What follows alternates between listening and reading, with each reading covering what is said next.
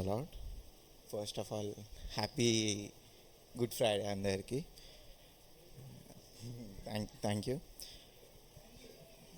అయితే let's turn our Bibles to book of John chapter 19 26-27.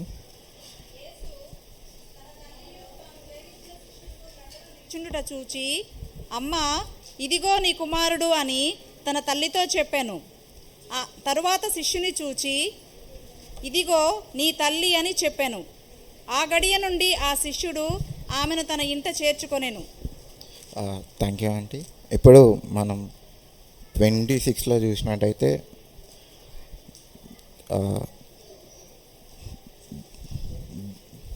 Jesus Christ crucify అయినప్పుడు he was in greatest pain. అయినా కానీ he had concern for his mother Mary.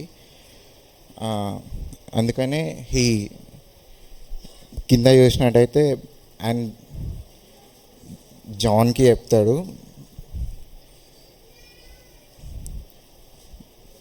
జాన్కే ఆయన disciple జాన్కే ఎందుకు చెప్పిండనంటే John really understood the love of God. అందుకనే ఆయన ప్రియమైన శిష్యుడని పిలుచుకుంటాడు, యేసయ్య పిలిచిన అన్నట్టు. కానీ బట్ హీ అందరినీ ఒకటేలాగా ట్రీట్ చేసిండు జీసస్ క్రైస్ట్. కానీ జాన్ రియల్గా జీసస్ క్రైస్ట్ లవ్ని అండర్స్టాండ్ చేసుకుని కాబట్టి జాన్ ఆ మాట అంటాడు, ప్రియమైన శిష్యుడు జాన్ కని. అయితే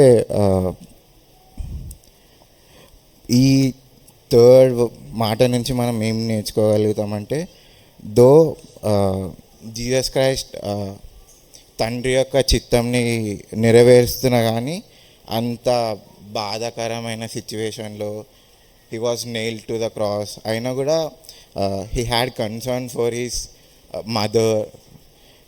తర్వాత ఎవరు చూసుకుంటారని హీ హ్యాడ్ ఆయన ముందుగానే జాన్కి అసైన్ చేసిన వాళ్ళ మదర్ డ్యూటీ కేర్ తీసుకోమని. అయితే హిస్టారియన్స్ ఏం చెప్తారంటే, when Jesus was around 18 years old వాళ్ళ డాడ్ జోసెఫ్ చనిపోయాడని చెప్తారు.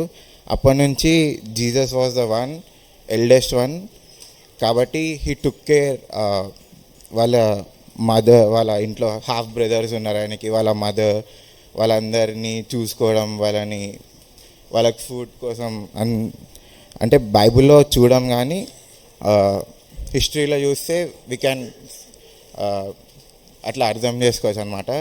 18 to 30 years మధ్యలో ఆయన పనిచేస్తూ, కార్పెంటరీ పనిచేస్తూ వాళ్ళ మదర్ ఇంకా వాళ్ళ బ్రదర్స్కి, వాళ్ళ డాడ్ లేనప్పుడు ఆయన జీసస్ క్రైస్ట్ హెల్ప్ చేశానని చూస్తాము.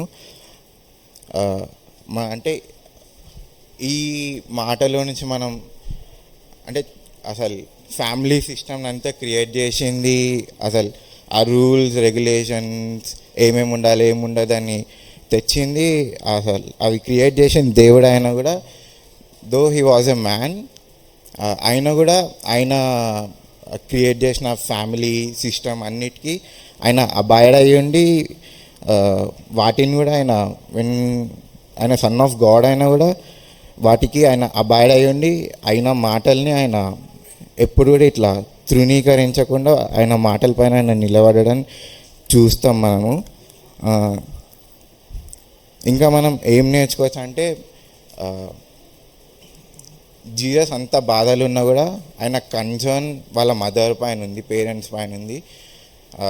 అంటే మనం కూడా మన లైఫ్లో చాలా బిజీ ఉంటాం, మన ఓన్ టెన్షన్స్ వరీస్ ఉంటాయి. కానీ మన చుట్టుపక్కల చాలామంది కూడా మన కొలీగ్స్, ఫ్రెండ్స్, ఫ్యామిలీ మెంబర్స్ అందరు కూడా everybody is going through a lot of things. కానీ ఒకవేళ మనం కూడా మన కష్ట సమయాలలో కూడా ఇతరులకు కూడా మనం హెల్ప్ చేసేటట్టు మనం దీన్ని ఎగ్జాంపులరీగా తీసుకోవచ్చు. దేవుడు దీన్ని ఒక ఎగ్జాంపుల్గా షో చేసిండు. అంటే ఎవరి బాధలు వాళ్ళకే పెద్దగా అనిపిస్తాయి, కానీ మన బౌండరీస్, మన పారామీటర్స్ అన్నిటిని మనం దాటి వేరే వాళ్ళ విషయాలన్నీ కూడా మనం అర్థం చేసుకోగలిగి వాళ్ళకి హెల్ప్ చేయగలిగితే వాళ్ళ టఫ్ టైమ్స్లో ఇట్స్ వెరీ గ్రేట్ థింగ్.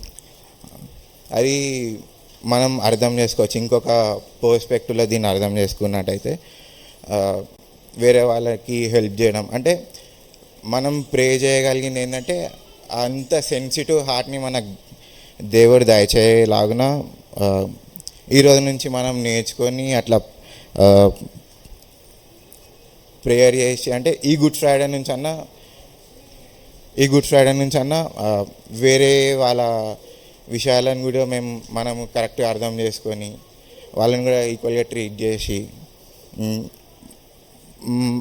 అంటే వాళ్ళపైన కూడా కన్సర్న్ మనవి మనమే చూసుకోకుండా ఇతరులు మన హార్డ్ టైమ్స్లో కూడా వేరే వాళ్ళకి మనం హెల్ప్ చేయటట్టు మనల్ని మనం సిద్ధపరచుకొని లాగున